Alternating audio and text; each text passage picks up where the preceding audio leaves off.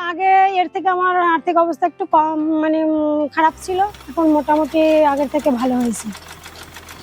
আর তখন আমার হাজব্যান্ড যখন যা ইনকাম করতো ওই দিয়ে চলতো, এখন আমিও এই দর্জি কাজ করে এখন আমিও ইনকাম করি, তার সাথে সাথে আমি একটু তাকে মানে পরিবারে একটু সাহায্য করতে পারতেছি। আমার কাছে টুকটাক যা আসে তা দিয়ে আমি মোটামুটি আমার মতন তারপর সংসার সবই মানে চালাতে পারি। তো আমাদের এই এলাকায় সবচেয়ে বড় সমস্যা হলো লবণাক্ততা। লবণাক্ততার কারণে আমরা যেমন আমাদের ঘেরের মাছ, তারপরে আমার তরি তরকারি কৃষি যাকে বলে কৃষি, তা দিলে তা সেভাবে হয় না। তারপরে ঘেরের মাছ মারা যায়। তারপরে এই গাছগাছালিতে মানে ফল ফলাদি একটু কম হয়। মানে মেয়েদের বলতে মহিলাদের জরায়ুর একটু সমস্যাটা বেশি হচ্ছে, বিশেষ করে চুলকানিটা বেশি এই লবণাক্ততার কারণে। ক্রীড়া প্রকল্পের দিদিরা দাদারা তারপর তারা অনেক কয়েকজন আসছে আমাদের এলাকায়, তখন আসার পরে তারা আমাদের সাথে বসে কিছু গ্রামের মানে মহিলা পুরুষ সবাইকে ডেকে তাদের নিয়ে বসে তাদের যে তারা কি করবে কি কাজ করবে এই নিয়ে আমাদের সাথে আলোচনা করে।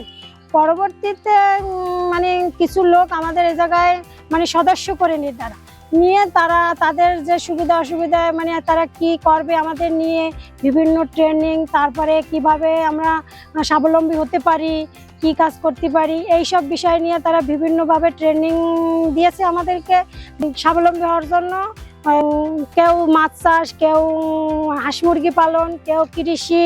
তারপরে আমার বিশেষ করে ট্রেনিং পাওয়ার পরে আমার সবচেয়ে বেশি যেটা হয়েছে সেটা হলো আমি মানুষের সামনে কথা বলতে পারতাম না, কিন্তু এখন আমি অনেকটাই সবার সামনে কথা বলতে পারি।